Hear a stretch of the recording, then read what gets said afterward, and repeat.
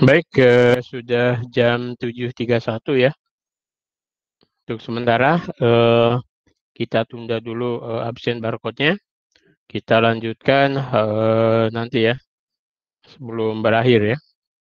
Oke, Tyson, Assalamualaikum warahmatullahi wabarakatuh. Kedengaran? Halo, ada yang bisa respon? Suara saya terdengar? Jalan, Pak. Baik. Baik, kita lanjutkan ya kuliah kita. Kalau tidak salah hari Senin yang lalu kita sudah sampai ke sini ya, di lecture 6 ya. Tentang saya mengulang dikit tentang ekuipotensial ya. Terlihat ya? Oke, baik. Jadi ekuipotensial itu suatu bidang di mana medan E-nya itu selalu tegak lurus ya terhadap permukaan bidang ya gitu. Nah, sehingga kalau dia itu selalu tegak lurus terhadap permukaan bidang, sehingga kalau di antar bidangnya itu selalu tidak ada beda potensial ya kan gitu. Ya, jadi kalau misalnya ada bidang seperti ini nih ya, dia ada bidang gini ya. Nah, kalau dia ini bidangnya itu ekuipotensial, di mana E-nya itu selalu tegak lurus kan, tegak lurus bidang gitu kan. Seperti ini E-nya. Nah, maka ketika misalnya ini ada titik A, kemudian ini titik B gitu, kemudian kita mencari beda potensialnya yang kita masukkan ke sini kan, maka E dan DL-nya kan kalau Anda lihat dia ke sana ya. Sehingga E nanti dot DL gitu, ini selalu tegak lurus, berarti dia akan selalu 0 gitu. Sehingga dalam bidang ekuipotensial itu, beda potensialnya sama potensialnya di titik di garis sepanjang garis ini, kalau emang ini bidang ekuipotensial, tidak ada beda potensial, jadi potensinya di semua titik sama gitu ya, seperti itu ya. Nah, jadi definisi dari ekuipotensial itu deretan titik yang memiliki potensial sama gitu. Jadi ini ada titik-titik yang potensialnya sama semua. Nah, contoh pada titik muatan ya, ekuipotensial berbentuk bola yang pusatnya berhimpit dengan titik tersebut. Jadi misalnya ini ada key ya kan, kemudian sini ada bola gini kan, maka di sembarang titik di sini ini ekuipotensial gitu. Kenapa? Karena E-nya dia selalu tegak lurus ke sana. Sehingga kalau Anda cari titik A, titik B di sini, ini selalu potensialnya sama semua. Di sini juga begitu kan. Nanti di sini juga begitu. Gitu ya. Jadi medan listrik selalu tegak lurus dengan permukaan ekuipotensial. Nah, biasanya permukaan ekuipotensial itu permukaan di bidang konduktor ya gitu. Sehingga dalam bidang konduktor, satu plate konduktor gitu, di antara titik-titiknya potensialnya sama ya, seperti itu. Nah, jadi secara persamaannya ditunjukkan oleh ini kan, bahwa titik A dan B misalnya tadi kalau saya tulis ini titik A dan titik B ini, VA min PB-nya itu kan rumusnya integral E dot DL antara vektor E dan DL-nya itu tegak lurus, sehingga ini selalu sama dengan 0 ya gitu. Jadi sepanjang permukaan tidak ada perubahan V atau ekuipotensial, sehingga ini sama dengan 0 ya gitu. Jadi kita dapat menyimpulkan bahwa E dot DL-nya selalu bernilai 0 dalam bidang ekuipotensial. Nah, jika dot produk medan dan vektor pergeseran 0, maka kedua vektor tersebut saling tegak lurus, atau medan listrik selalu tegak lurus dengan bidang ekuipotensial. Jadi kalau ada bidang ekuipotensial gini, maka E-nya selalu tegak lurus ya terhadap bidangnya tadi ya, sana dan seterusnya ya, gitu. Nah, ini contoh-contoh ekuipotensial dipol ya, di mana kalau di sini ada di sini ini selalu sama ya gitu potensialnya ya, kayak gitu. Nah, misalnya ini ada beberapa ya contoh beberapa ikan memiliki kemampuan menghasilkan dan mendeteksi medan listrik ya. Kadang-kadang ada ikan yang kalau kita pegang tuh kayak nyetrum gitu. Nah, ini adalah ya ini ekuipotensial spot. Jadi ada ikan misalnya ini maka di sini ada ekuipotensial spotnya, artinya potensial di titik-titik ini sama semua gitu. Ya, tidak berubah. Ya, titik ini sama ini potensinya beda, tapi sepanjang titik ini titik ini sama ya dalam dipole ya kayak gitu. Nah, ini termasuk dalam konduktor ya. Ini ada konduktor, jadi konduktor itu kan permukaan sebuah konduktor selalu merupakan bidang ekuipotensial. Di permukaan sebuah konduktor itu selalu merupakan bidang ekuipotensial. Artinya apa? Bahwa dalam permukaan konduktor itu E-nya itu selalu tegak lurus permukaannya. Dan artinya si muatannya itu diam gitu. Kalau muatannya dalam bidang yang tidak ekuipotensial, mesti si muatan itu akan bergerak gitu. Kenapa bergerak? Ya tadi karena ada beda potensial, ada E kan. Kalau ada E mesti ada gaya kan. Ya sehingga kalau kalau misalnya dalam suatu konduktor itu bidangnya itu belum ekuipotensial, mesti muatannya itu masih bergerak. Tapi kalau dia sudah stabil, maka dalam sebuah konduktor mesti permukaannya itu ekuipotensial gitu ya. Mengapa? Nah, jika permukaan bukan ekuipotensial, akan terdapat komponen medan listrik yang paralel dengan permukaan. Sehingga akan ada gerakan dari muatannya ya, seperti itu. Ini ada contoh misalnya dua konduktor dihubungkan dengan kawat nih. Ada konduktor A, konduktor B dihubungkan dengan kawat. Sekarang ini bagaimana ya? Bagaimana besar potensial di permukaannya gitu. Nah, kalau dua konduktor ini dihubungkan dengan kawat kan mesti ya logika kita mesti ini potensialnya akan sama ya gitu. Akan sama. Kemudian apa yang terjadi pada muatan konduktor A setelah dihubungkan dengan konduktor B? Ya, mestinya rapatnya ini asalnya kurang rapat, ini rapat ini mesti akan bertambah ya kan. Dia akan bertambah sehingga nanti terjadi apa namanya? E yang tegak lurus ya, seperti itu. Oke, muatan pada konduktor. Bagaimana muatan terdistribusi di permukaan konduktor? Nah, kuncinya yang harus Anda pahami bahwa harus menghasilkan E sama dengan 0 di dalam konduktor. Dan E berarah normal terhadap permukaan. Jadi, kunci dari sebuah konduktor itu, E-nya kan di permukaan ini kan ekuipotensial nih. Artinya ini dia seragam, ya gitu. Ini kan ada kulit nih, ada kulit. Ini bagian ini konduktornya ini, kemudian ini ada muatan di sini, muatan plus Q ya. Maka kalau kita perhatikan, karena muatannya tidak sentris di sini, kalau muatan Q-nya sentris di sini, mesti negatifnya juga seragam ya. Tapi karena agak ke atas, berarti di sini akan lebih rapat ketimbang yang bawah. Tapi yang luarnya, ini mesti sama gitu. Kenapa? Karena dia harus ekuipotensial, sehingga E-nya tegak lurus gitu, ya kan? Sehingga titik-titik di sini memiliki potensial yang sama. Tapi distribusi muatan negatifnya kalau Anda perhatikan, karena ini lebih ke atas, di sini lebih rapat ketimbang di sini gitu. Kenapa? Ya tadi biar E di sini tuh 0 gitu. Ya, E di sini ini harus 0 ya, gitu. Oke, contoh bola dengan muatan kecil di dalamnya ya. E 0 di dalam kulit bola. Artinya di sini di sini E-nya itu harus 0 gitu. Di antara sini sama sini ya. E-nya harus 0 di sini. Makanya itu lebih aman kalau kita ingin terhindar dari apa namanya medan listrik keluar itu kalau Anda berada dalam suatu logam ya gitu sehingga di dalam logam itu akan 0. Nah, rapat muatan induksi pada permukaan dalam ini tak seragam memang.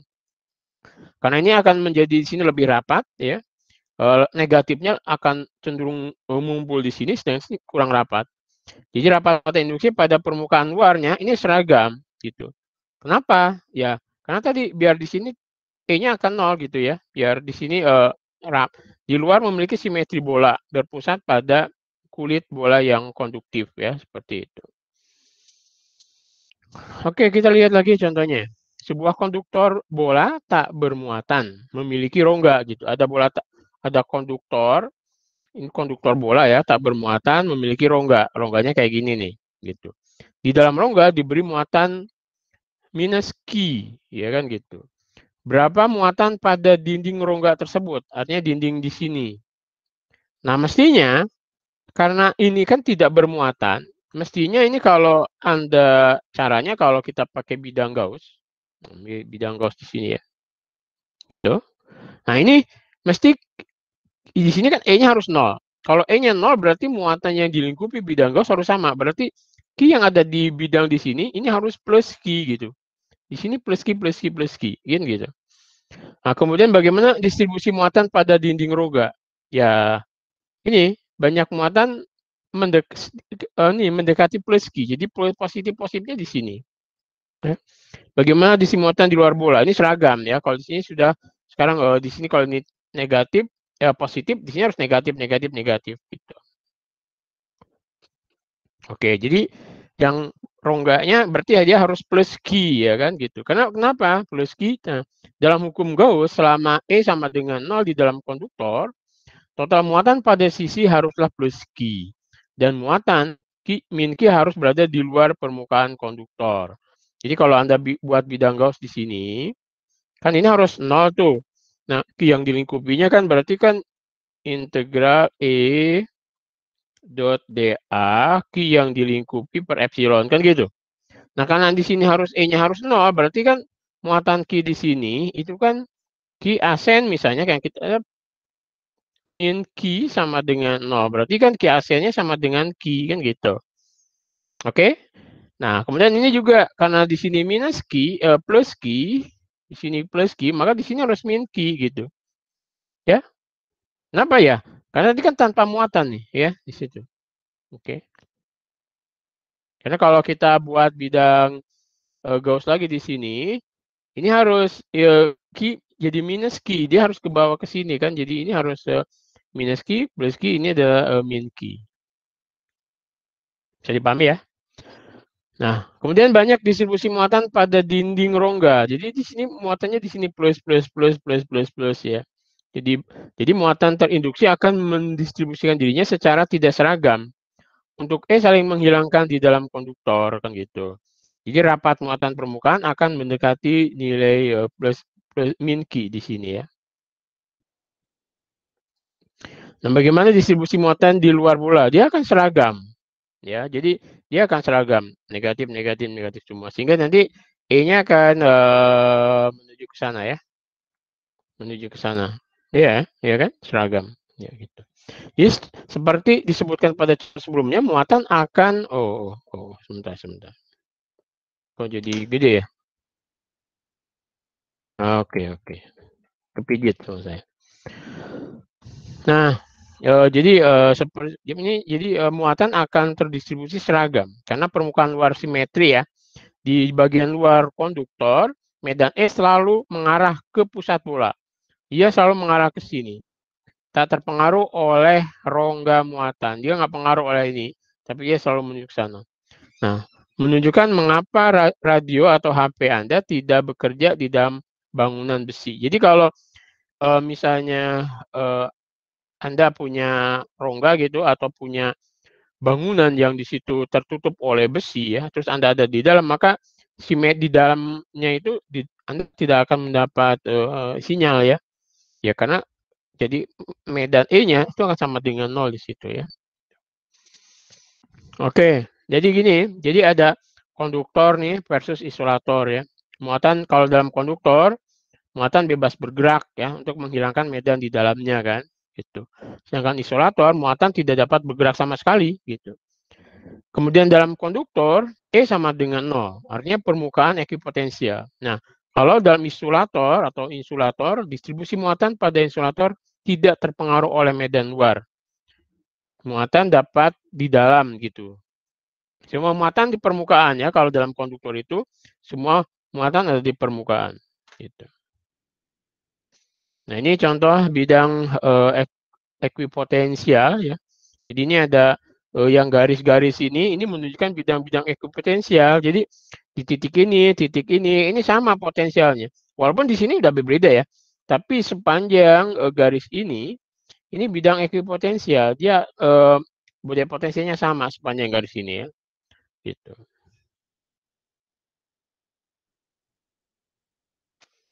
Oke, misalnya ini ya, kelihatan kecil ya.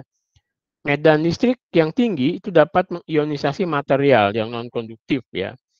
Atau dielektrik ya, isolator, dielektrik, konduktor. Jadi ada discharge ya.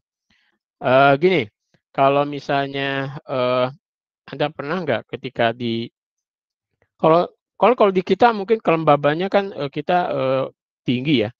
Kalau di daerah yang kering, misalnya kelembaban rendah itu di Eropa atau di mana gitu yang misalnya ada musim dingin gitu ya, musim dingin itu atau coba Anda ketika naik pesawat yang cukup jauh, misalnya ke Eropa atau Amerika pas musim dingin itu, ketika tangan Anda itu didekatkan ke logam, itu akan kayaknya trum gitu, srut srut gitu.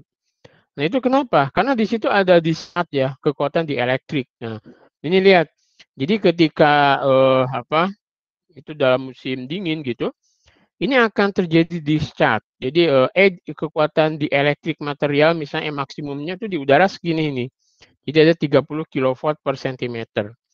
Berapa delta V-nya kita bisa lihat delta V sama dengan EX dot D ya. Kalau misalnya ini maksimumnya kekuatan dielektriknya di udara itu 30 kilowatt per centimeter, ini 0,2 cm ini kira-kira 6 kilowatt. Jadi cukup gede gitu.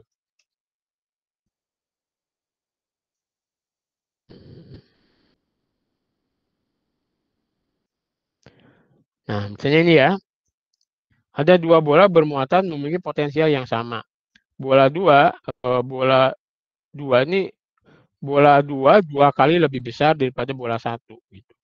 Ketika V-nya bertambah, bola mana yang breakdown dulu, yang artinya dia akan memancarkan elektrik ya. Ini bola satu gitu. Kenapa? Nah, kita lihat E di dalam bola itu kan sebanding dengan Q per R kuadrat ya gitu. Nah, semakin kecil Anda lihat jadi R itu sebanding dengan kaki per V kan gitu. Jadi ini kalau misalnya di sini V-nya itu 1000 kilovolt dibagi E-nya itu di udara itu 3 kali 10⁴ volt. Jadi R-nya 3 cm itu sudah apa namanya? Dia sudah bisa discharge gitu. Jadi lebih kecil bisa lebih mudah discharge-nya. Oke. Kemudian kita lihat konservasi energi ya.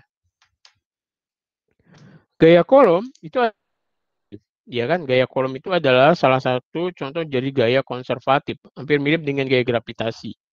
Nah, sehingga kerja yang dilakukan pada partikel yang bergerak pada lintasan tertutup, misalnya dari titik, sorry, kok nggak muncul ya? Bentar.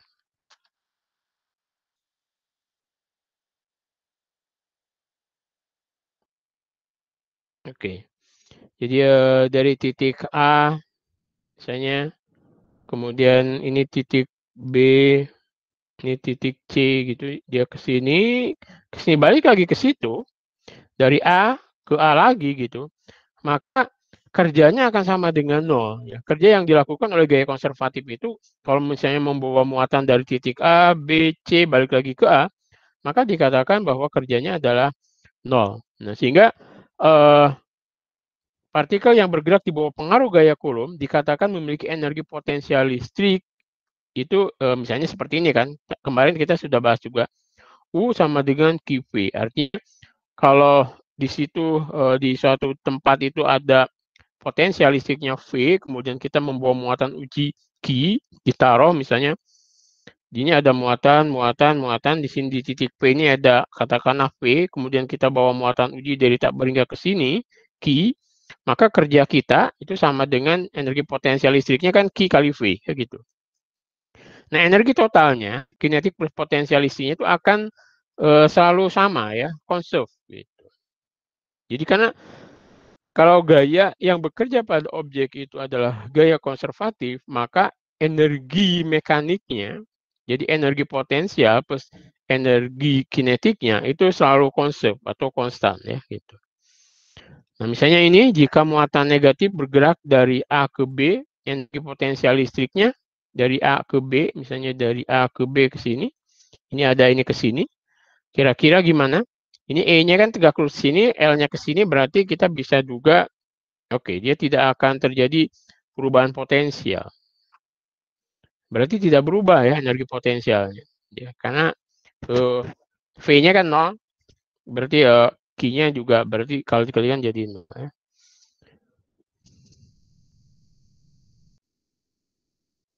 Ini saya pindah dulu. Saya nggak bisa lihat nih. Sini aja. Oke. Ini dua muatan uji diletakkan di dekat muatan Q ya. Misalnya ini ada muatan Q, kemudian ada muatan uji ya di sini. Jadi kan Q di sini di titik ini berjarak R ini akan ada potensial listriknya ya kan. Sebesar kalau Anda ingat V-nya itu sebentar kok jadi pindah. E itu kan sama dengan K Q per R kan gitu kan? Di sini nih. Sehingga nanti potensinya kalau Anda kalikan Q menjadi OU ya kan? U-nya menjadi K Q per R ya, seperti itu.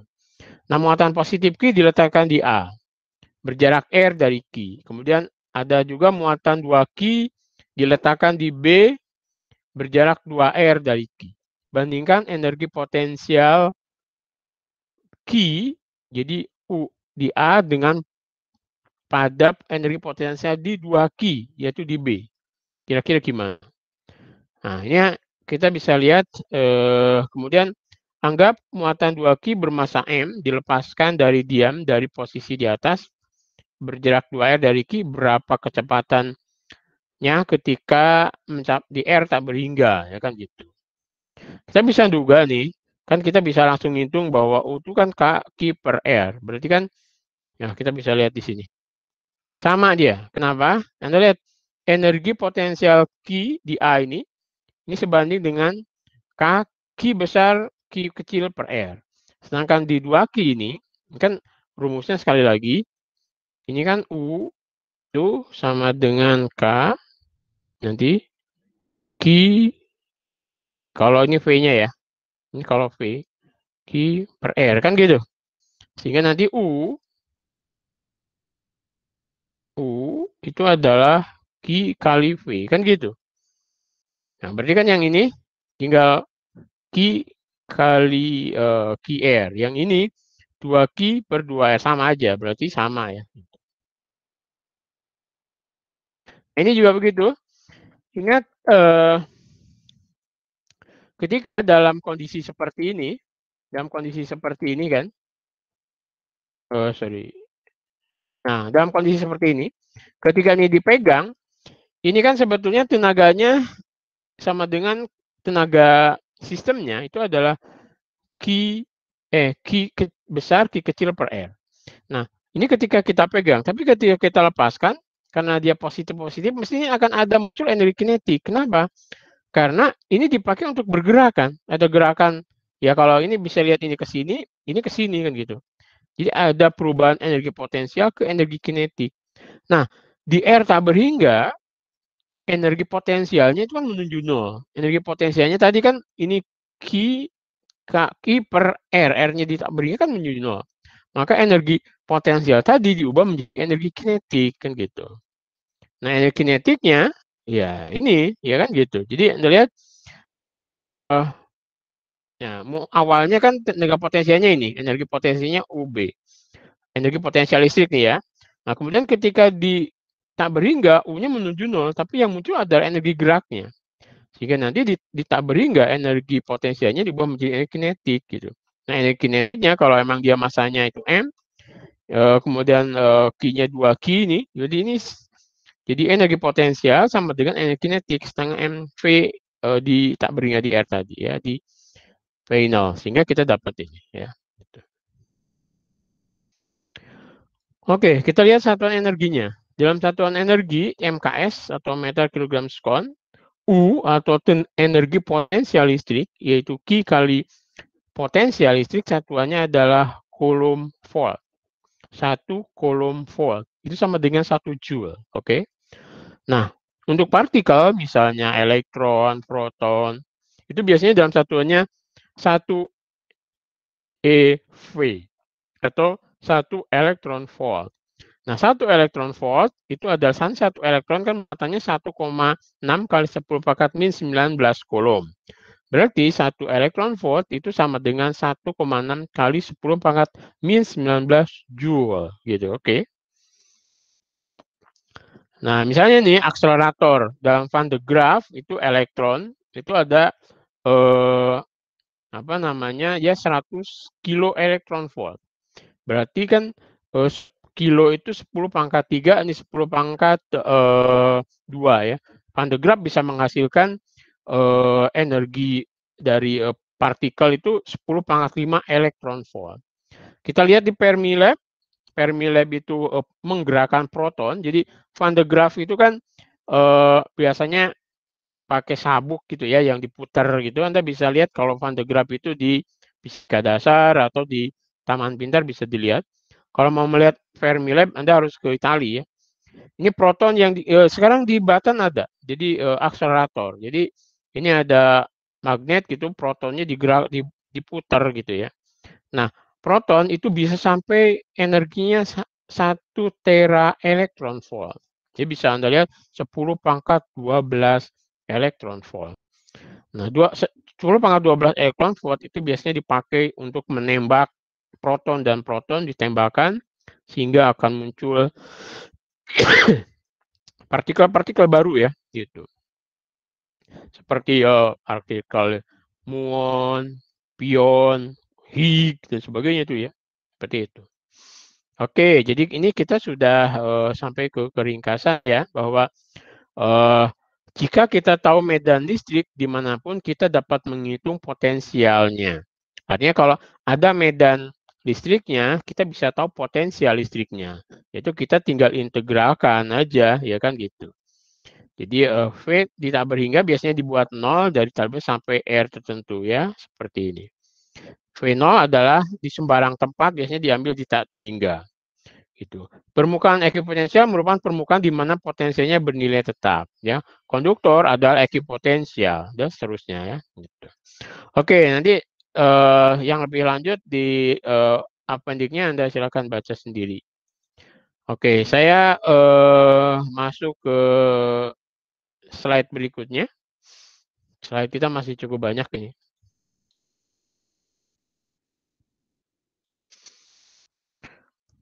Oke, kita masuk ke kapasitor ya.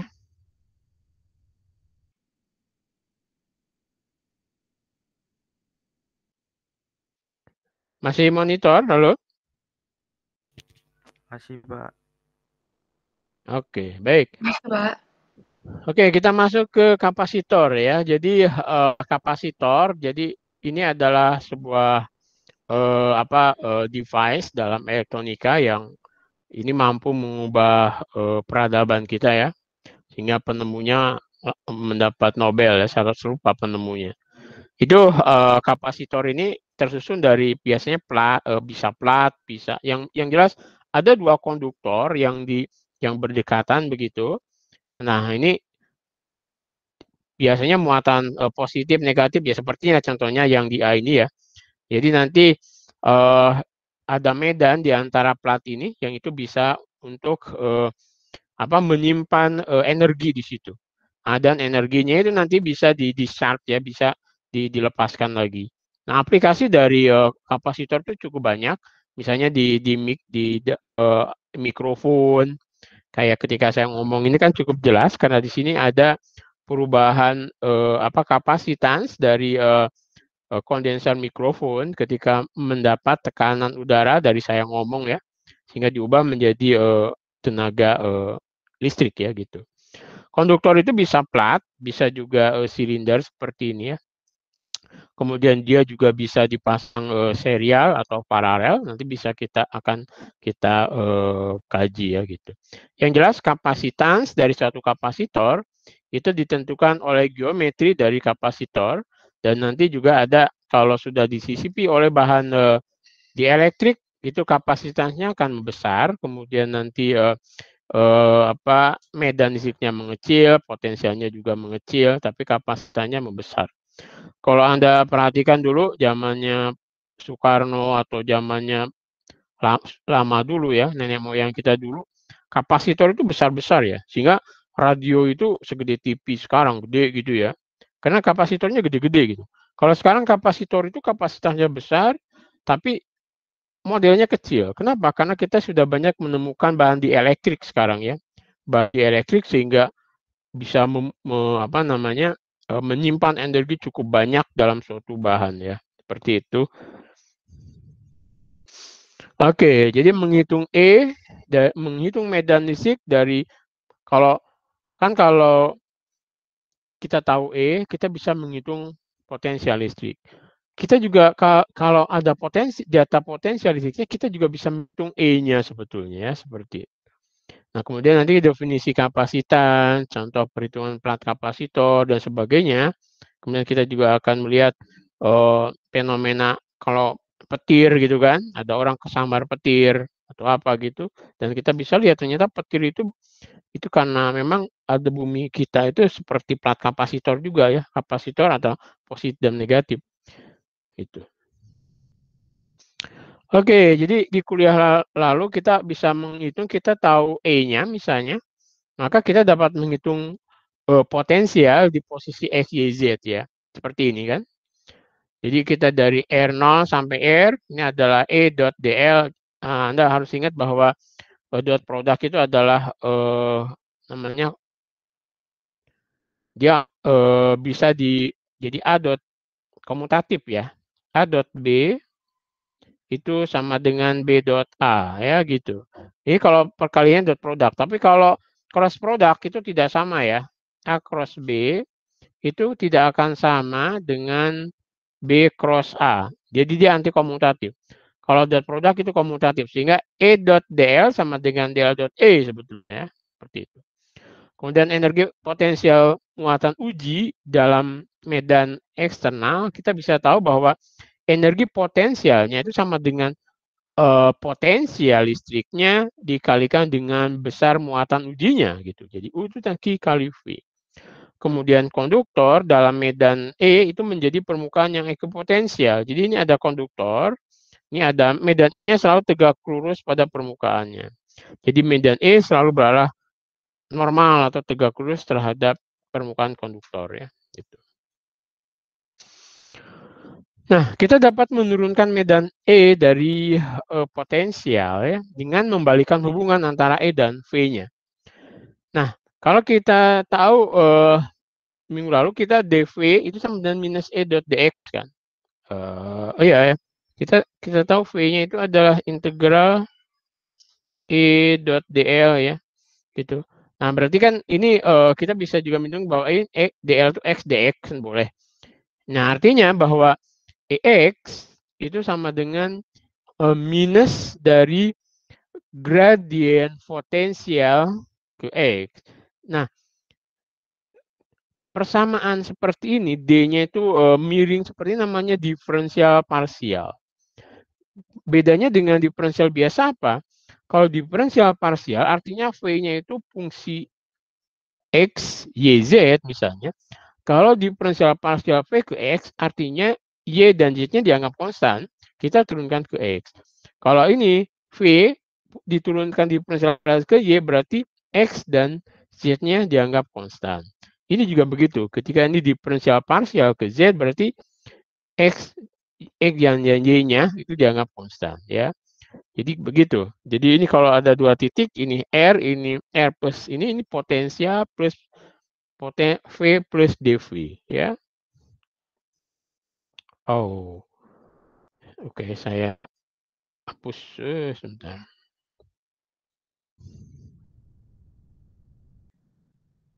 Oke lah, nggak kelihatan ya ini. Ini sebagai vektor E. Jadi vektor E itu adalah minus gradien dari potensial listrik.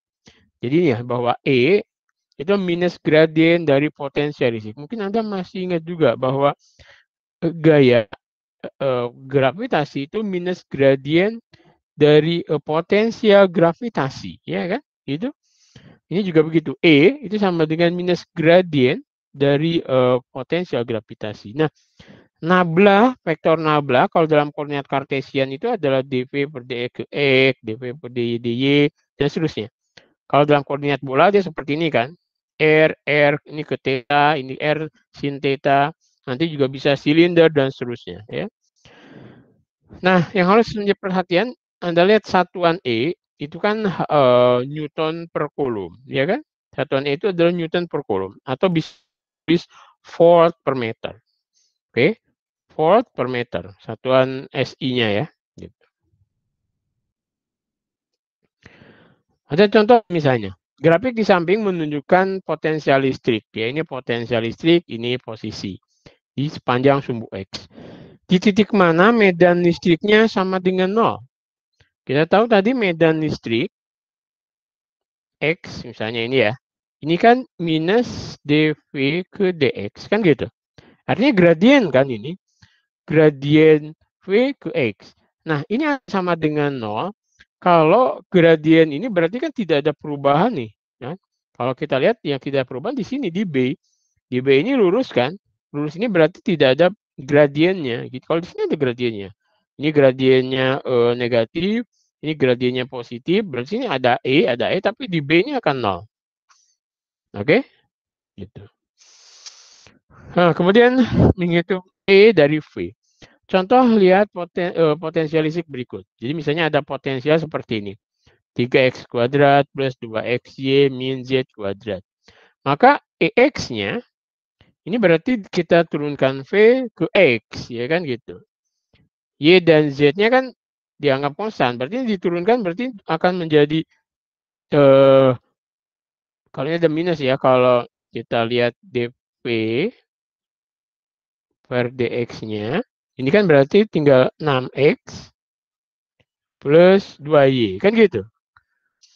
Kemudian kalau ini EY-nya, kita turunkan dV ke dy-nya, itu menjadi 2x, ya kan?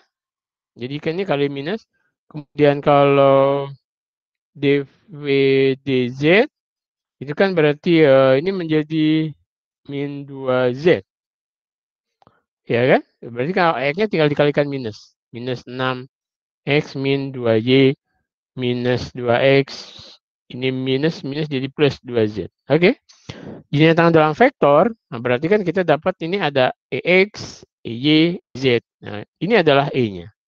Jadi E itu tadi kan, E itu sama dengan minus gradien dari potensial listrik. Oke?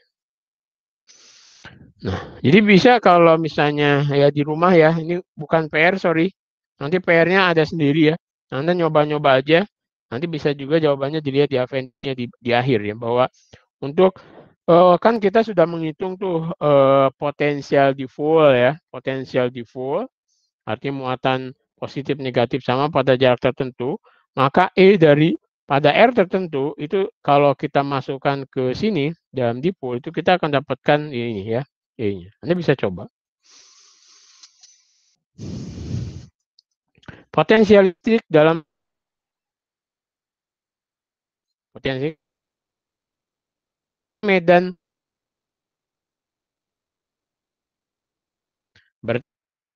tahu EX-nya itu EX itu sama dengan min dV dx, kan gitu. Berarti ini kalau ini adalah minus 6x kemudian minus 3x kuadrat, kan gitu.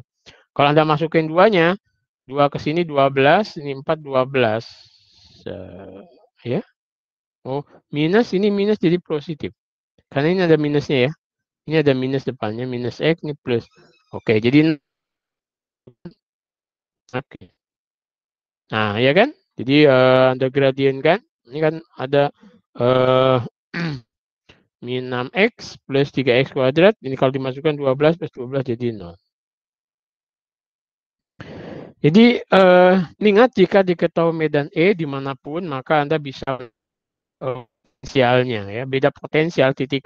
Jadi kalau ada medan E, kemudian Anda membawa muatan dari titik A ke titik B, maka kerja yang Anda lakukan itu adalah sama dengan beda potensial antara titik B dan titik A dari kerja Anda dibagi muatan ujinya Q0.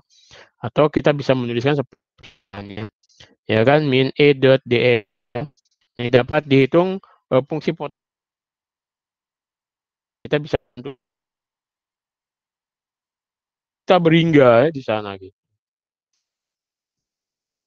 Oke, kemudian juga jika potensialnya diketahui dimanapun, Anda juga bisa mengetahui medan listriknya dengan cara ya kita masukkan ke minus gradien dari potensial, maka E-nya akan ketemu.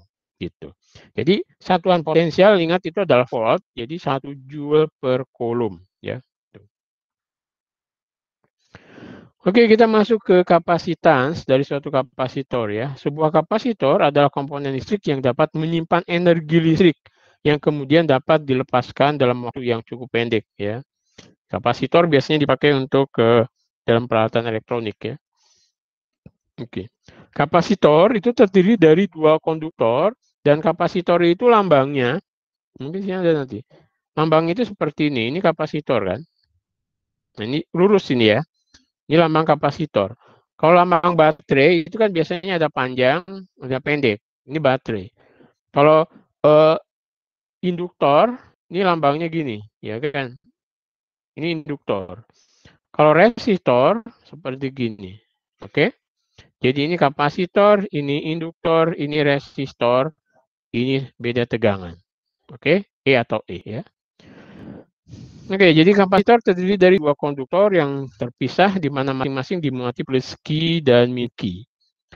Nah, kapasitas itu didefinisikan sebagai rasio muatan pada satu sisi konduktor dengan beda potensial di antaranya. Jadi, kalau misalnya di sini ada tadi ya, beda ini seperti ini si plus Q biasa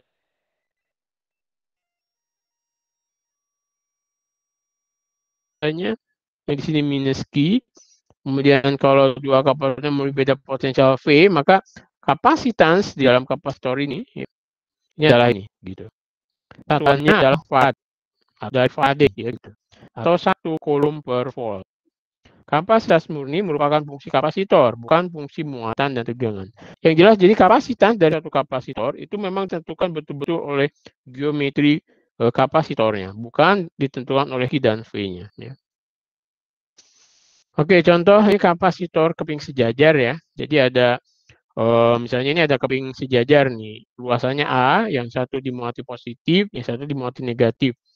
Hitung kapasitans, asumsikan rapat muatan pada tiap plat itu sigma.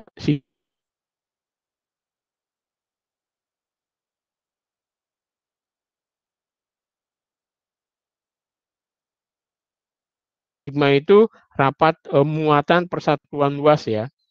Ini ada sigma yang di bawah minus sigma, beda potensinya adalah V, jaraknya adalah D. Maka kapasitasnya adalah Q per V. Ya. Dan kita bisa integralkan PA min PB min E dot DL. Ya. Dari bidang Gauss kita tahu, di sini ya, dalam 2 plat kapasitor itu, ini kan misalnya ada plat tabur hingga besar positif, ini tabur hingga besar negatif.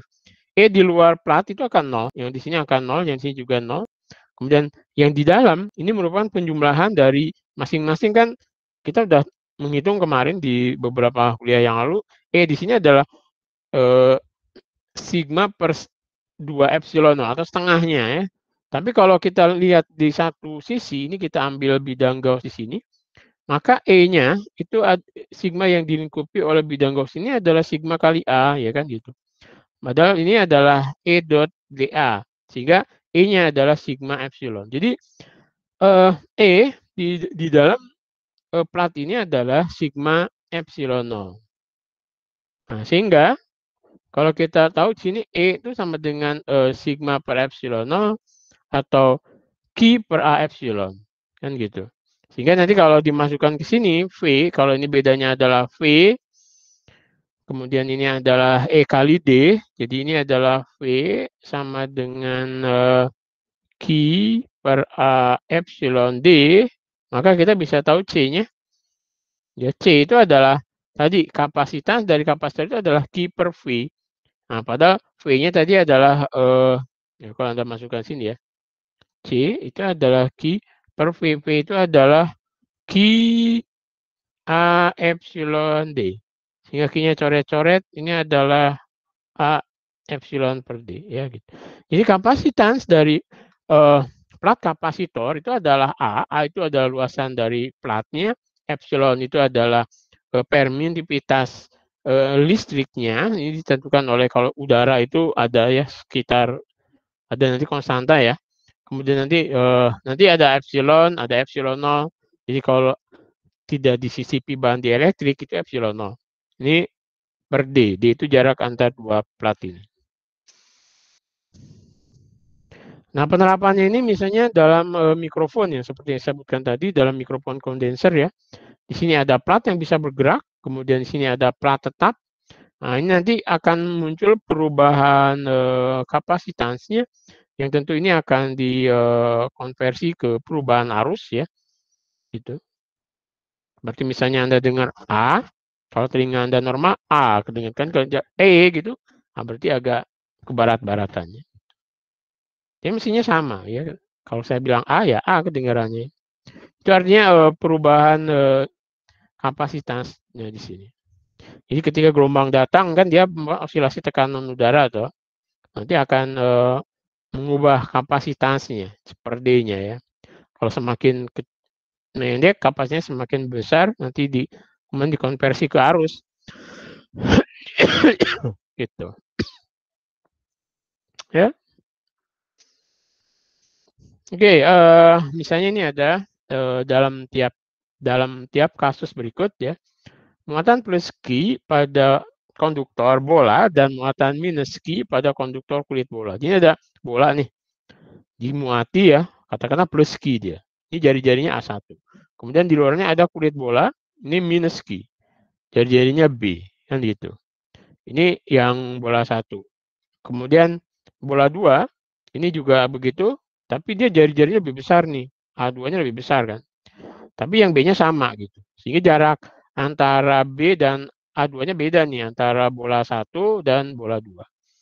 Nah, V1 adalah beda potensial antara luasan bola pada A1B. V2 itu adalah beda potensial antara luasan bola A2 dan B. Bagaimana hubungan antara V1 dan V2 gitu.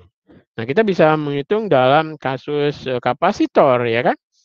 Dalam kasus kapasitor itu ini adalah Q per V, kan gitu. Ingat kapasitor itu adalah A epsilon per D.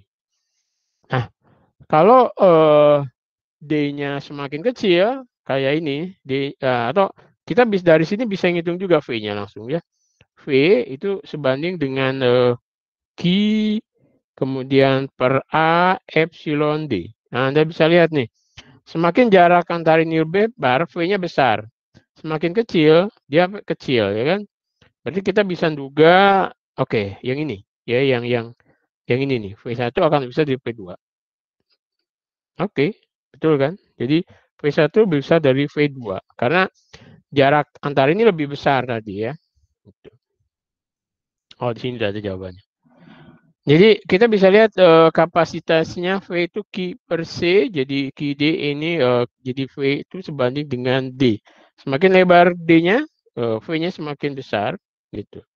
Jadi V1 lebih besar daripada V2. Jadi B min A1 itu lebih besar dari B min A2. Oke. Oke, kapasitor yang dipasang secara paralel. Nah, ini kalau kapasitor dipasang secara paralel ini, misalnya ini ada Q1, C1, ini Q2, C2. Ini kan pada plat kapasitor 1, potensialnya sama dengan kapasitor 2 kan.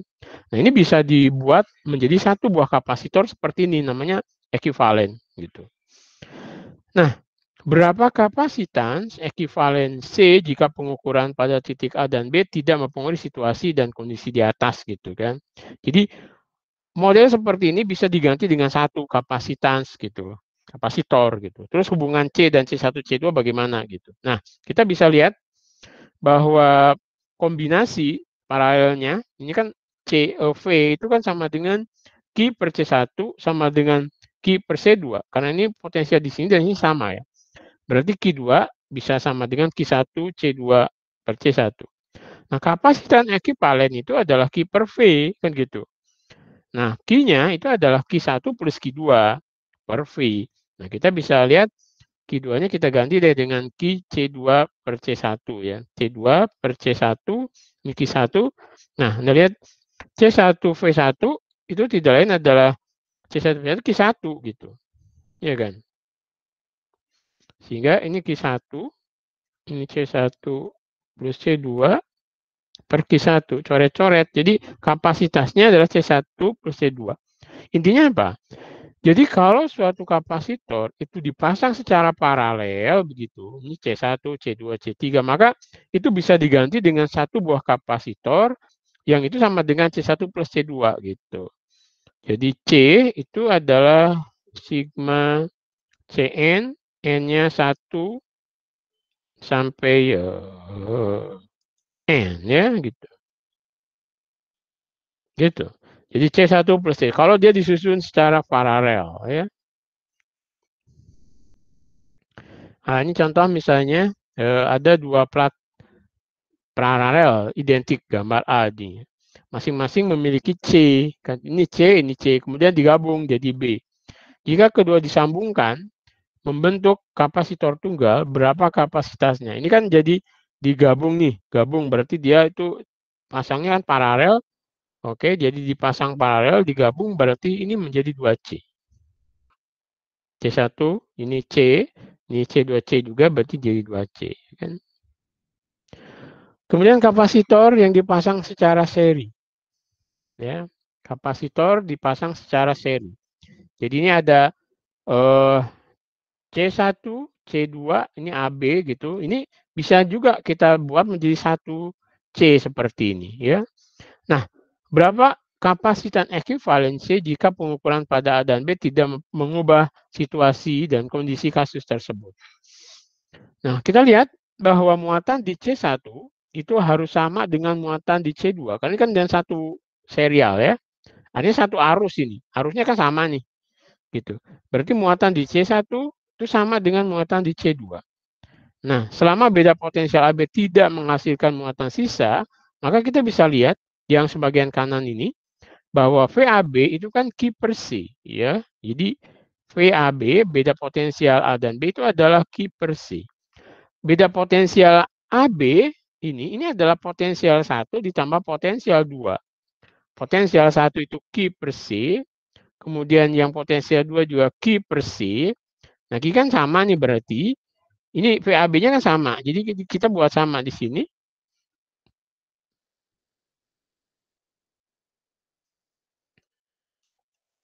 Ini coret. Nah, kita dapat 1/C, ini 1/C1 plus 1/C2. Intinya adalah, jadi kalau kapasitor itu dipasang serial, gitu, dipasang secara serial, maka kapasitor ekuivalennya dari yang banyak itu adalah dibuat 1/C sama dengan 1/C1 plus 1/C2 dan seterusnya.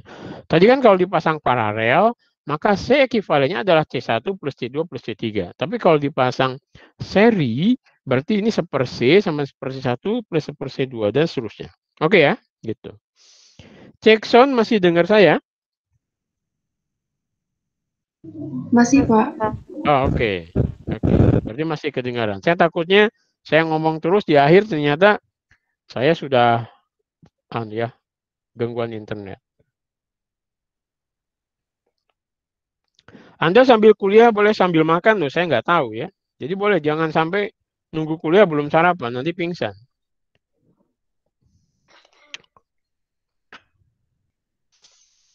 Oke, kita lanjut ya. Oke, misalnya ini ada contoh kombinasi kapasitor. Ini ada titik A, titik B, ini C3. Nah, ini Anda lihat bahwa C1 dan C2 ini disusun paralel gitu loh. Iya kan? Karena kok tahu paralel ya? Karena ini diparalelkan gitu. Artinya potensial di sini dan di sini sama, berarti paralel. Kalau potensinya penjumlahan dua-duanya berarti itu serial gitu. Kalau ini potensial ini dan ini sama, berarti ini diparalelkan. Berarti yang gampang biar seperti ini, berarti yang C1 plus C2 dulu kan. Ini C1 plus C2, nah baru diserikan dengan C3. Kita dapat C-nya. Oke, nah kan jadi 1/C itu sama dengan 1/C3 plus 1/C1 plus C3. Nah, kalau ini udah kelas 6 SD kan, hitung-hitungan biasa nih. Bisa ya? Kalau nggak bisa ya berarti ngulang lagi Anda. Ini bukan ngulang kalkulus 1 ini. Kalkulus SD ya kan. Gitu. Oke, kemudian yang ini misalnya. Ini ada konfigurasi A, konfigurasi B. Ini konfigurasi C. Tiga konfigurasi tersusun dari kapasitor-kapasitor yang identik ya gitu. Mana dari ketiganya yang memiliki kapasitas terkecil? Kapasitas terkecil. Kalau ini jelas C. Kalau ini, nah, ini setengah C. Kalau ini jadi 2C. Berarti yang B lah kira-kira. Nah kan? Seperti itu. Oke, lagi nih. Rangkaian gambar terdiri dari 3 kapasitor. C1, C2, C3. Nah, Anda bisa lihat nih. Ini dan ini disusun apa nih? Halo? C2 dan C3 disusunnya secara apa nih kalau Anda lihat dari sana? Seri, Pak. Seri ya, gitu. Iya, seri karena ini dia kan apa namanya? Potensialnya satu arus ya. Kalau satu arus seperti ini seri. Kalau sama potensinya berarti paralel. Oke, jadi kelihatan sama ya. Oke.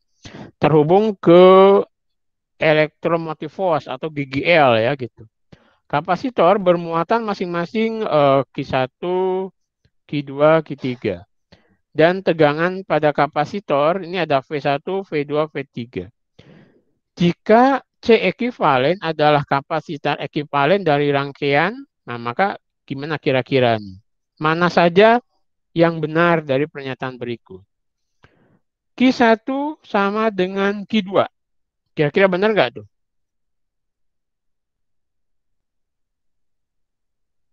Halo?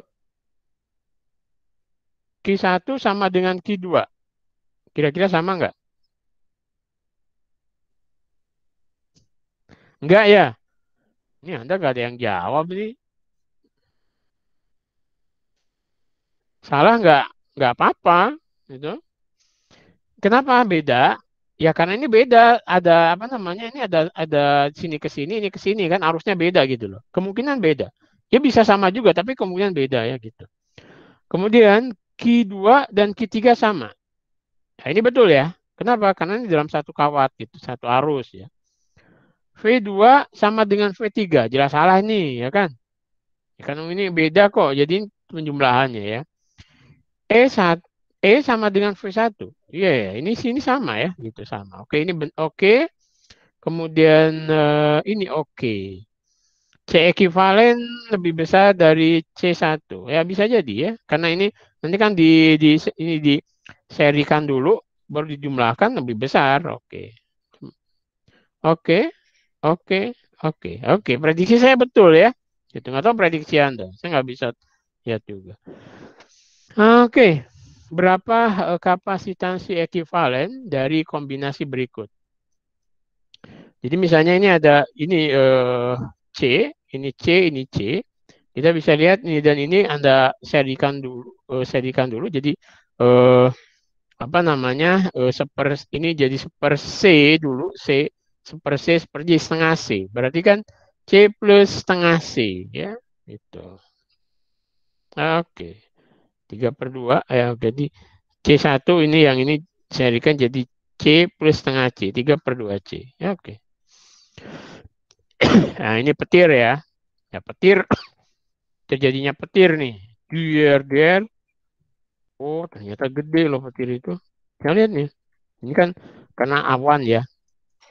Positif. Ini kan mumpung musim hujan, nanti Anda juga bisa ngukur gitu. Jadi kalau Anda bisa menangkap daya petir, makanya Anda pernah nonton film Gundala Putra Petir belum? Apa Gundala Cucu Petir ya? Kalau nggak salah Gundala Putra Petir itu. Pernah nonton filmnya? Belum. Halo? Hah? Pernah, Pak. Sudah? Pak. Pernah ya? Nah, iya. Gundala Cucu Petir kalau sekarang mungkin ya. Kalau zaman saya Gundala Anak Petir. Itu kan ceritanya ada orang itu bisa menangkap energi petir gitu loh. Nah ternyata emang energi petir itu gede loh. Beda voltnya 200 megavolt. Nah, sehingga Anda bisa punya daya kira-kira picowatt gitu loh. Wah ini bisa menyerang musuh benar-benar ya. Tapi tapi Anda jangan coba-coba juga. Ini saya cucu petir apa cicit petir, kemudian dekat petir Anda tangkap. Anda gosong ya gitu. Jadi jangan sekali-sekali menangkap petir gitu kan. Kalau Anda bukan cucunya petir, kalau petir ya gosong. Bisa bayangkan dong 4.000 ampere dong. 1 ampere aja kesetrum ya kan. Ini 40.000 ampere loh. Gitu. Ini gede banget. Jadi kalau bisa menangkap petir bagus sekali gitu. Anda punya kekuatan ya yang sangat dahsyat gitu. Itu cuma di film ya. Oke, kita masuk kok. Udah ringkasan lagi ya. Oke, kita nanti masih punya waktu cukup. Kita masuk ke slide 8. Ya, jadi jadi ini ringkasannya seperti ini kan, C, Q per V dan seterusnya. Ini kalau dalam plat silinder dia seperti ini ya. Oke. Nanti contoh bawah Anda baca sendiri maksud saya biar Anda bisa baca ya. Oke. Nah, ini slide terakhir ini kuisnya nggak usah ya. Kita nggak ada kuis nih karena kompensasi pandemi jadi nggak ada kuis. Biasanya kita ada kuis. Nah, makanya ganti kuis itu adalah PR. Jadi tolong Anda PR-nya dikerjakan. PR itu sangat membantu loh. Kadang-kadang bisa membuat nilai ya, jadi dari B menjadi A gitu. Kalau enggak seharusnya A jadi malah jelek ya karena nggak ada PR terus yang lain ada tambahan Anda enggak. Jadi tolong PR-PR-nya itu dikerjakan. Bukan tolong ya. Ya dikerjakan ya gitu. Itu kan gampang tuh PR itu dikerjakan nanti dikoreksi sama grader kan. Nanti saya dapat ininya aja. Nanti Anda kalau jawabannya sebenarnya tanya grader ya. Nanti kan ada pertemuan dengan grader tuh. Tapi yang jelas saya dapat data dari gradernya. Nanti PR itu akan sangat menyumbang sekali di nilai akhir ya, nilai mid-nya gitu. Karena nilainya nanti 50-50 ya dengan Pak Ahmad saya gitu. Oke, ini nih. Oke, ini bisa dibaca lah nanti Anda. Oke, kita masuk ke sini nih, kapasitas energi dan dielektrik ya. Kita tahu kenapa kapasitor itu penting. Ini kaitannya dengan energi nih gitu. Jadi dengan adanya kapasitor itu kita bisa menyimpan energi sehingga sekarang ada yang namanya lampu emergensi ya, yang lampunya itu kalau listrik mati itu bisa hidup gitu loh, ya kan? Jadi listriknya mati, tapi kemudian bisa hidup. Nah, dia bisa hidupnya itu karena ya oke, ada baterai memang, ada baterai bisa menyimpan energi, tapi baterai itu isinya nanti kapasitor dan sebagainya. Walaupun belum tentu juga sih kapasitor, bisa jadi dia dimasukin ke akring ya dan sebagainya lah. Tapi ini teknologi di kapasitan sebetulnya kan kapasitor ya. Jadi ya Anda bisa bisa coba bongkar lampu uh, apa namanya emergensi Anda, kemudian Anda lihat itu apa gitu. Anda pernah bongkar lampu itu? Kalau nggak punya, beli dulu terus dibongkar. Nanti Anda lihat apa isinya ya. Oke, jadi nanti kita akan lihat di elektrik itu satu bahan yang sekarang sangat penting sekali untuk meningkatkan kapasitas dari kapasitor ya gitu. Tidak melulu kita bergerak di geometrinya. Memang dengan luas tak berhingga, kemudian jaraknya kecil banget, itu bisa besar kapasitasnya. Tapi jangan lupa bahwa jarak antara plat itu ada batas maksimumnya gitu. Karena kalau terlalu dekat, itu akan terjadi discharge. Akan ada loncatan bunga api. Ini contoh kalau Anda pernah baca kisahnya Franklin ketika akan membunuh kalkunnya atau memotong kalkunnya, itu dia menggunakan plat kapasitor. Tapi sebelum kalkunnya kena, malah dianya dulu yang kena ya, kesetrum gitu. Itu ceritanya gitu. Anda bisa baca ceritanya, Anda Google aja, search di Google ya.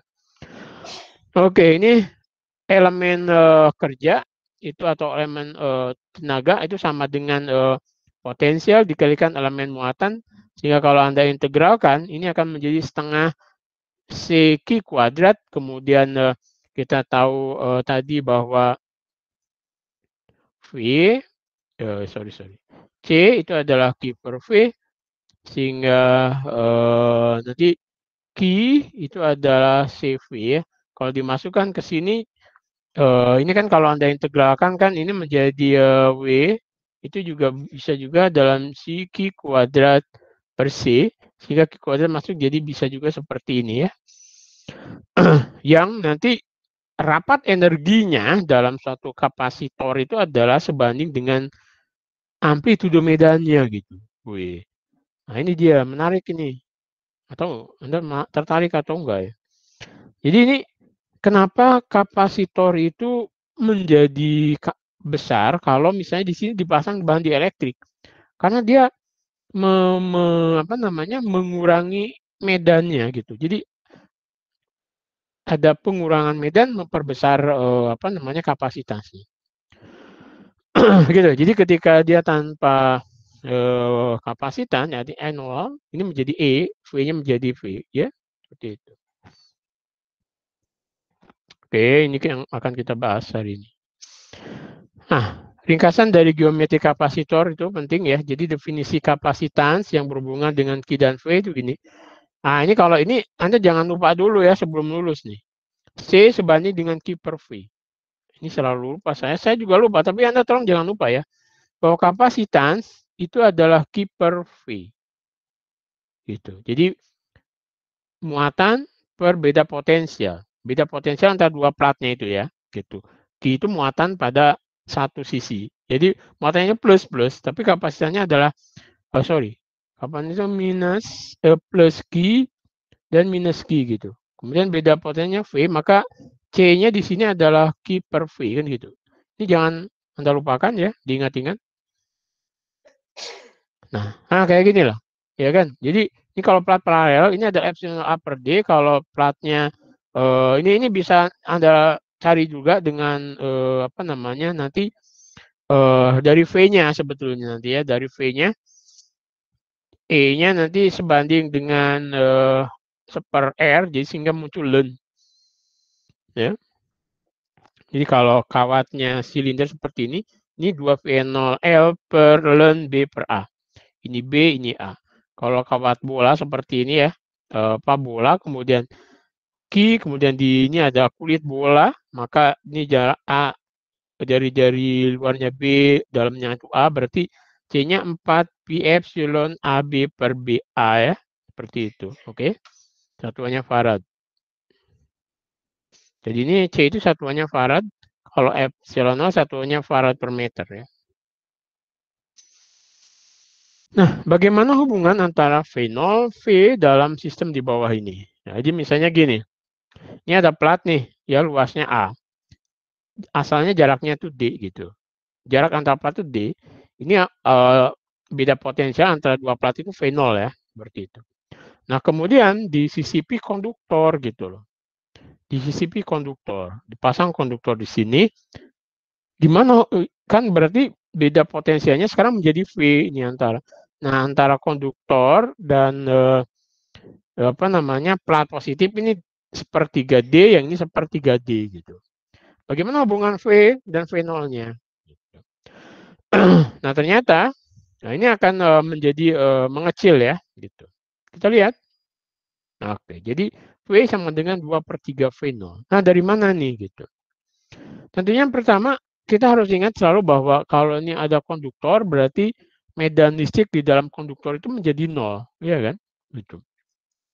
Kemudian medan listrik di sini ini menjadi Q per kan ini menjadi Q per A epsilon 0. Anda masih ingat nggak E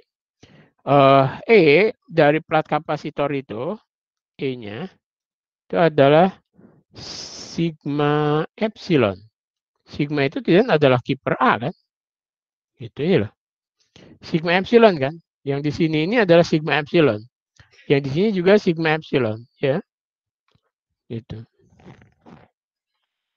Nah, oke, berarti ya pakai hukum Gauss bisa ya. Ini sigma epsilon, sigma epsilon. Nah, sehingga V0 ini ada ED kan, integral E dot dl ini ED, sedangkan V-nya ini adalah EDL, berarti ini ada ED per 3, yang sini 0, yang di sini ED per 3, jadi ini 2/3 ED. Nah, kan jadi ED itu sendiri adalah V0 gitu. Oke? Jadi ini adalah yang ini. Atau kita juga bisa menggunakan, ini kan seolah-olah kita ada plat yang disusun secara seri, ya kan? Ada plat kapasitor yang disusun secara seri, karena ini ada plat, ini ada plat juga gitu. Jadi ini plat 1, plat 2. Nah, C ekivalennya adalah setengah C, kan gitu. Ini kalau ini C, berarti ini kan setengah C. Nah, C-nya itu adalah, kalau Anda lihat di sini ada E0 per sepertiga D, kan? E0 sepertiga D. Nah, ini berarti 3/2. Jadi, C ekivalennya 3/2 C0. Jadi, V sama dengan Q per C ekivalen, ya. Berarti ini menjadi 2/3 V0. Oke, gitu. Oke, ini yang penting energi kapasitornya, ya, berapa besar energi yang tersimpan dalam kapasitor bermuatan. Hitung kerja yang diperlukan biasanya oleh baterai untuk memuati kapasitor menjadi positif atau negatif Q. Nah, hitung kerja dW yang diperlukan untuk menambah dq ke kapasitor bertegangan V, itu bisa kita integralkan seperti ini. Artinya seolah kita membawa muatan, ya, dari negatif ke positif gitu. Ini ada, ya, ini maksudnya dari negatif ke positif gitu. Jadi negatif Q ke positif, berarti harus ada kerja yang kita lakukan kan untuk melawan medan. Nah, ini medannya kan ke sini nih kalau Anda lihat E-nya. Nah, kemudian kalau Anda membawa muatan positif dari sini ke sini, berarti ada kerja yang harus Anda lakukan gitu. Nah, kerja ini adalah ini V, dW itu V potensial dq gitu. Potensial itu Q per C, kemudian dq. Maka kalau Anda integralkan 0 sampai Q gitu, ini menjadi setengah Q kuadrat C. Nah, kita juga bisa memasukkan Q itu C itu adalah Q per V. Oke, berarti Q itu adalah CV. CV-nya masukkan situ, kita juga bisa membuat ini setengah CV kuadrat, ya. Gitu. Itu adalah kerjanya gitu. Jadi kerja total memuati Q sama, jadi kerja total untuk memuati Q itu sama dengan energi dalam yang tersimpan dalam kapasitor. Jadi 1/U atau W itu 1/C integral Q dq itu menjadi setengah Q kuadrat per C. Atau U itu sama dengan setengah CV kuadrat, ya. Oke, jadi Anda dapat menentukan satu dari dua hal berikut. Lihat pada baterainya, tentukan V, dapatkan Q. Jadi kalau ada baterai V, berarti kita tahu Q-nya. Q sama dengan CV. Melihat muatannya, kita juga dapat V. Berarti V sama dengan Q per C. Ya, gitu. Pertanyaan nih, kapasitor di samping dimuati hingga Q, kemudian baterai dilepas, ya, gitu. Sekarang plat dijauhkan satu sama lain gitu, yang sehingga jaraknya D1. Biasanya D, kemudian Anda pisahkan platnya menjadi ke sini misalnya. Asalnya D menjadi D1 gitu. Dijauhin, dipisahin gitu. Bagaimana pengaruhnya terhadap Q, C, V, E, dan U-nya? Ya. Q, karena baterai kan walaupun dijauhkan kan misalnya tidak akan mengubah Q kan. Berarti Q-nya tetap. Ya toh? Tidak. C-nya gimana? C-nya kalau dijauhkan, ingat C itu kan A E0 per D. Kalau D-nya semakin jauh, C-nya mengecil. Ya kan gitu. C-nya mengecil. E-nya bagaimana? E-nya di sini tetap, ya kan. Kenapa? Karena E itu hanya tergantung pada muatan. Ingat tadi E sama dengan sigma epsilon. Kan gitu. E adalah sigma epsilon. Sigma itu adalah Q per A. A-nya kan tidak berubah.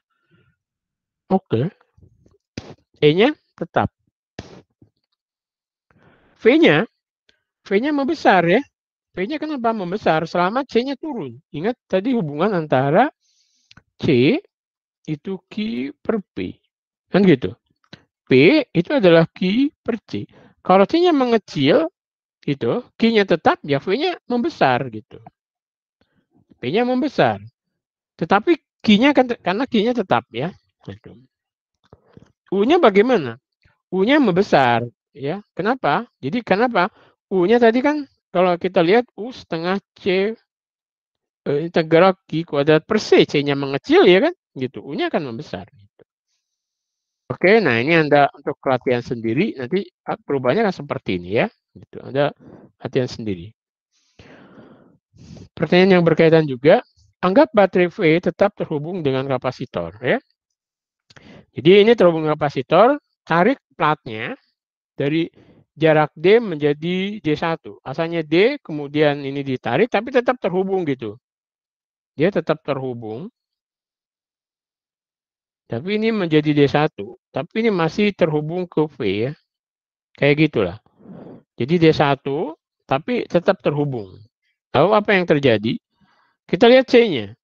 C-nya akan mengecil, ya kan gitu. Kenapa? Tadi karena D-nya membesar kan. V-nya tetap, masih terhubung kan. V-nya tetap. Berarti Q-nya harus mengecil, ya kan? Q-nya harus mengecil, harus mengalir ke plat. Ya. E-nya harus mengecil. Kenapa? E itu adalah V per D gitu. V-nya tetap, D-nya membesar jadi kecil kan gitu.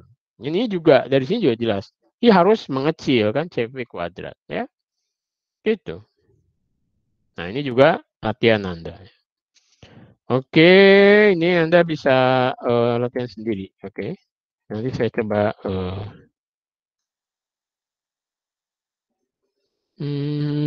saya ke Oke, nah di sini ya, saya lompat ke sini. Kemudian di mana energinya itu tersimpan gitu. Nah, klaim bahwa energi disimpan itu di medan listrik itu sendiri gitu. Jadi pikirkan energi yang dibutuhkan untuk mengisi kapasitor itu sebagai energi yang dibutuhkan untuk menciptakan medan di situ. Jadi untuk menghitung rapat energi kan kita tahu tadi U setengah Q kuadrat per C ya. Jadi medan listrik yang diberikan ini kan ini sigma per epsilon 0. Jadi U itu seper epsilon E kuadrat A kali D. Jadi ada di dalam medan itu sendiri ya. Nah, jadi rapat energi itu adalah U per volume gitu. Jadi U per volume, U-nya itu adalah ini ya. Kemudian volumenya itu A kali D. Berarti U atau rapat energi itu adalah setengah epsilon E kuadrat. Satuannya adalah joule per meter kubik ya. Jadi rapat energi sebanding dengan medan E kuadrat. Oke ya. Gitu. Nih, klaim bahwa jadi pernyataan kerapatan energi medan elektrostatik itu adalah ini ya, gitu. Nah, jadi ya jadi kalau Anda lihat W itu kan setengah CV kuadrat ya, seperti itu. Oke, ini ada contohnya juga ya, nanti bisa dilihat. Ya, dia U2 lebih, nah, Anda bisa lihat nih C-nya seperti ini ya. Oke, baik, kita masuk ke topik terakhir kita yaitu di elektrik ya. Jadi pengamatan empiris bahwa bahan non-konduktor yang dimasuki di antara plat kapasitor itu akan mengubah nilai kapasitansinya gitu. Jadi konstanta di elektrik suatu material itu ada rasio kapasitansi ketika diisi dengan dielektrik terhadap kapasitansi ketika tanpa dielektrik. Nah, jadi konstanta di elektrik itu adalah kappa. Namanya ini kappa. Kappa, K kecil ya, kappa. Kapasitans per kapasitas 0. Nah, nilai kapasitansi atau disebut dengan konstanta dielektrik itu nilainya itu selalu lebih besar daripada 1. Misalnya gelas, air. Tapi kalau sekarang ada yang namanya metamaterial bisa jadi negatif ya. Sama seperti indeks refraksi, indeks bias itu kan selalu lebih besar dari 1. Kalau sekarang ada namanya metamaterial, N-nya malah negatif gitu. Oke, itu kita skip dulu. Tapi yang jelas ada kapasitansi, jadi nilai kapasitansi ini adalah nilai dielektrik itu C per C1 dan C0 ya lebih besar dari 1. Jadi di elektrik itu meningkat kapasitasnya biasanya seperti itu. Jadi kapasitas suatu kapasitor itu meningkatkan kapasitansi dari kapasitor ya. Gitu. Nah, jadi di elektrik mungkin lebih banyak energi tersimpan pada kapasitor yang diberikan daripada sebaliknya dengan vakum. Jadi U asen itu CV kuadrat. Jadi C-nya itu KC0. Anda lihat C-nya KC0. Jadi ini adalah U ya kan gitu setengah C0 V kuadrat itu jadi K kali U. Jadi energinya bisa meningkat. Nah, ini contoh plat paralel ya. Penyimpanan muatan Q pada plat paralel yang diisi dengan ruang hampa, ini C0. Nah, diputuskan dan disambungkan dengan baterai, beda potensinya akan seperti ini. Nah, sekarang dimasukkan dengan material lain yang disebut dengan K. Muatan Q-nya kan tetap, gitu. Kapasitasnya akan sebanding KC0. Ya. Jadi, di sini ini akan terjadi polarisasi. Jadi, sehingga menyebabkan E-nya di sini berkurang, gitu. Anda lihat nih, kapasitasnya KC0, jadi tegangannya turun menjadi V0 sekarang. V Q per C, ini Q, ini KC0, jadi ini adalah seper KV0. Jadi tegangannya akan turun. Tegangannya akan turun, jadi lebih kecil dari V0. Nah, medan listriknya juga turun, jadi V per D kan. Jadi ini V0 per K, ya. Jadi ini E0 per K. Jadi energi, jadi ketika ini E0, kemudian ketika disisipi bahan dielektrik, dia menjadi E. Kenapa ini turun? Karena di sini ada E yang kecil gitu. Jadi E0 itu ada positif, negatifnya menjadi terpolarisasi. Dan arahnya dia itu ke sini gitu. Kalau Anda lihat, dia ke sana gitu. Sehingga mengurangi E total. Nah, jadi E-nya akan berkurang sebesar seper KE0 kan. Ini menyebabkan potensialnya juga turun gitu, sebesar V0 per K. Ya gitu. Oke, nah jadi bagaimana dengan hukum Gauss? Nah, bagaimana medan bisa turun jika muatannya tetap kan gitu. Nah, jawabannya jawab dielektrik menjadi terpolarisasi di dalam medan listrik karena Q ya gitu. Jadi molekul sebagian sejajar dengan bidang sehingga muatan negatifnya cenderung ke arah plat positif. Jadi ya sana. Nah, medan karena penataan ulang ini di dalam dielektrik menentang medan asli. Karenanya dia bertanggung jawab dalam pengurangan medan total gitu. Jadi medan seperti yang saya bilang tadi. Jadi kalau di CCP bahan dielektrik ini ada terpolarisasi nih ada medan EE yang ke sana yang menyebab penurunan E di situ. Penurunan E di situ menyebabkan V-nya juga berkurang ya. Jadi V sama dengan V0 per K, E sama dengan E0 per K. Gitu ya. Oke, nah ini ada beberapa contoh ya, misalnya dua kapasitor plat paralel identik diberi muatan Q yang sama, setelah itu diputuskan dari baterai. Setelah C2 tersisipi dan diputuskan dari baterai lalu diisi dengan bahan dielektrik gitu. Bandingkan tegangan dua plat kapasitor tadi, nah jadi V1-nya itu akan lebih besar daripada V2. Ya, ini akan lebih besar karena kalau ada ini menjadi berkurang kan. Jadi V per Q ya gitu. Bandingkan medan listrik di antara kedua plat kapasitor, yang jelas E1-nya akan lebih besar ya daripada E2-nya. Gitu. Jika kita memasukkan dielektrik ke dalam C2, kita melakukan kerja apa? Kerjanya negatif ya gitu. Ingat kerja negatif ini energi sistem berkurang gitu. Dielektrik dimasukkan ke dalam kapasitor ketika muatan konstan. Energi total kapasitor berkurang karena kehadiran dielektrik meningkatkan kapasitas. Ternyata dielektrik ditarik walaupun tegangannya konstan. Misal melalui baterai pada skala mikroskopik ya seperti itu.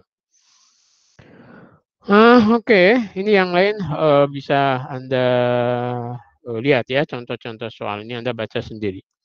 Oke, berarti untuk hari ini cukup. Ada pertanyaan? Ini kita sudah lebih dari biasanya ya dalam masa pandemi. Halo, ada yang tanya? Belum ada ya? Nanti PR-nya jam 9.10. Halo? Ya, Pak, izin bertanya, Pak. Saya belum absen, Pak. Oh, oke. Absen dulu, silakan. Nah, silakan absen dulu. Ini? Pak, maaf saya pakai device HP, jadi Oke, nanti saya absenkan ya. Ya, Pak. Nanti saya absenkan di akhir. Oke. Ini sudah yang barcode? Sudah semua yang barcode ya? Oke, kita absenkan manual ya.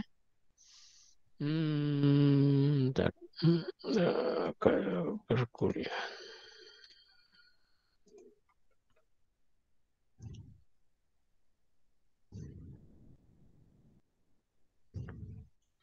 Oke, Merulgia, Agesta, Mutiarani, Ada, Pak. Oke. Kemudian Safira. Ada, Pak. Duta. Ada, Pak. Kemudian Ayu. Ada, Pak. Oke. Kemudian Restina. Ada ya. Ahmad. Hadir, Pak. Oke.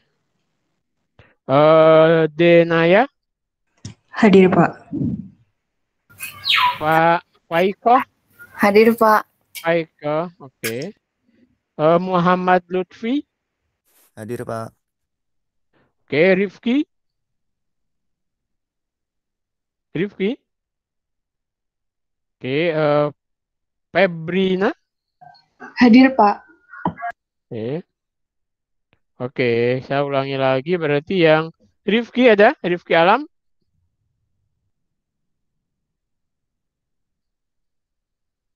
Kemudian siapa nih? Merulgia Agesta. Oke. Oke, berarti sudah semua ya. Saya simpan. Baik. Kalau tidak ada pertanyaan, terima kasih. Sampai ketemu minggu depan. Nanti PR-nya jam 9.10 bisa Anda lihat.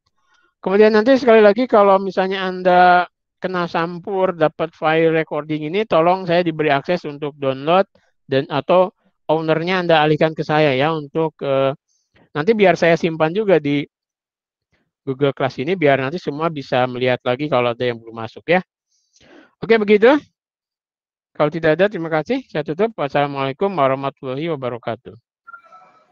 Waalaikumsalam warahmatullahi wabarakatuh. Waalaikumsalam warahmatullahi wabarakatuh. Terima kasih, Terima Pak. kasih, Pak. Oke.